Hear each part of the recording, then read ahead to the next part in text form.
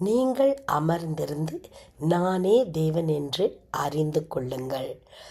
சங்கீதம் 46:10. தேவன் யார் என்ற அறிவு நமக்கு உண்டா?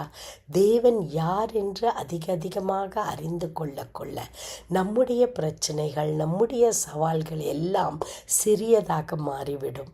தேவன் யார் என்று அறிந்து கொள்ளுவது, அமைதலாக எல்லா வேலைகளையும் விட்டு ஒரு சில நிமிடங்கள் அமர்ந்திருந்து தேவன் யார் என்று அறிந்து கொள்ளுவது தான் தியானம்.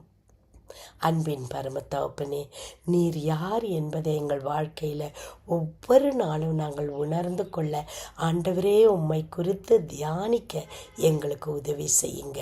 இயேசு கிறிஸ்துவின் வல்லமை உள்ள நாமத்தில் கேட்டுக்கொள்கிறோம். ஆமேன்.